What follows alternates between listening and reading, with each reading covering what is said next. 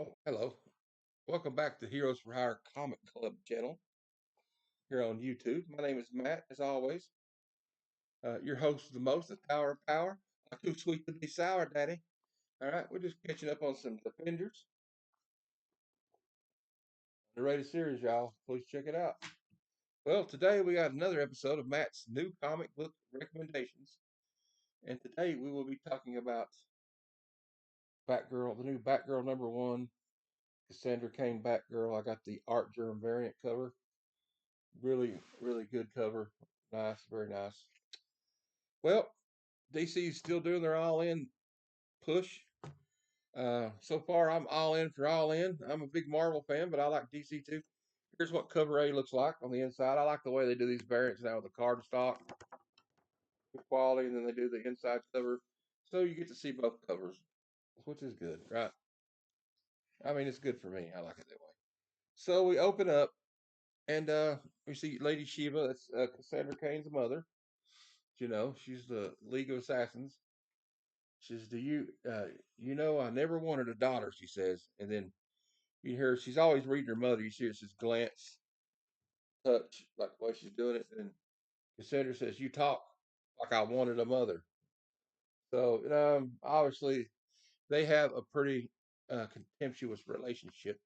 Mother's tried to have her killed plenty of times. This will be part one of six of this story. It's Mother, part one of six. Writer is Tate Bromball, and Takaishi Miyazawa is the artist, and Mike Spicer does the colors. You may know Mike Spicer because he's worked on the Transformers Skybound series with Daniel Ward Johnson a lot. And Ton Napolitano does the lettering. Okay, and this is Stanley Art Germ does the cover for this one. The other cover is David Talaski. So the cover I showed before this one, Talaski, that's he did that. All right. Well, so she smarts off to our races. You got to tell Cassandra you got a busy night playing dress up because she lives with Bruce Wayne and considers Bruce her and her Bruce is her father. Now she'd rather be his daughter. And then she sees this man. She's already killed a security guard. She says, no killing, Mom. I don't kill. We don't do that. And she's like, well, he foolish man who swore he had a taste for violence, though I suppose he couldn't quite stomach it. So she already killed a security guard. The guy didn't. He was trying to work. All right. So when she says no killing, Mom, and he goes, I require privacy, and the imbecile challenged, and she interrupted, uh, no killing. She looks like she needs help. She's like, you see the little thought bubbles or whatever. That's where she's like reading her mom because she was taught how to read people lies and truths. She asked her if she's there for some kind of terrorist act. She says, no, I requested you here. And she just tells her to leave. You just need to leave. And you're not welcome here, Shiva. She doesn't even call her mother. She just calls her Shiva. She's desperately wanting her to listen to her. She says, look, despite our storied past and your opinions of me, I am here to protect you from them. And so she's like, well, who? Protect me from who? And she keeps, they go back and forth. I don't want to like read the whole story to you. So, but she was right. Here come these ninja assassins crashing through the window of this building, through the windows. And they say something very interesting. And they really don't explain it, but I'm sure there'll be some reason behind it because you see them. They say, "What is buried always comes to light. What's buried will always come to light." So Cassandra's just like, "Bye, good luck."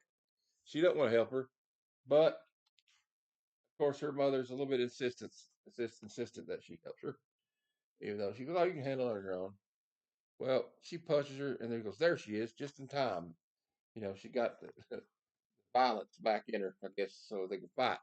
Well, then again, the ninjas again say what is buried always comes to light. So they kind of remind me of like their automatons, kind of like the hand right now from Marvel, but we'll see yet. She says they're called the Unburied, and so they off,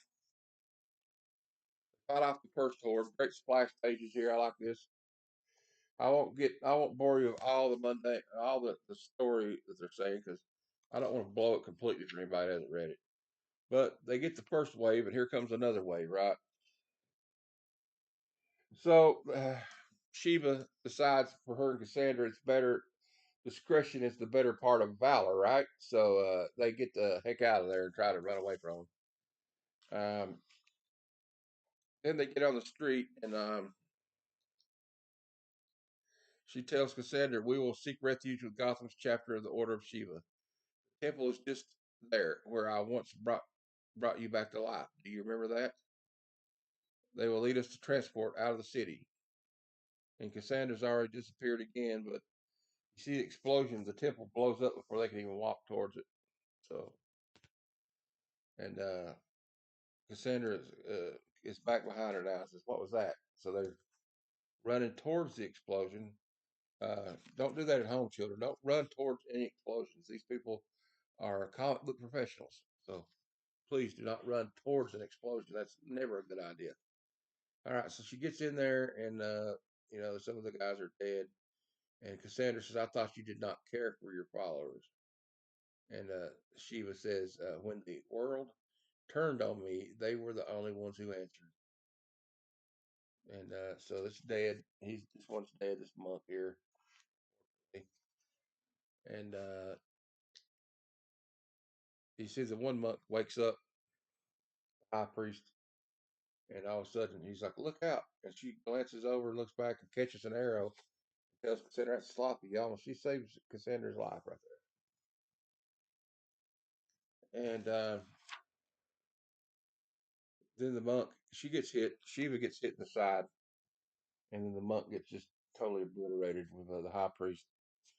Unfortunately for him, gets perforated like a I don't know what, but he gets perforated pretty good.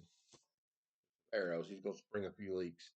And then again, here come the stupid those damn ninjas dressed in blue. They're saying, "What is buried comes to light again," because they're the unburied. That's all they know how to say, apparently. But there's probably some ominous reason. Like I think they're probably back from the dead or something. And she goes, "So you have me. My daughter means nothing."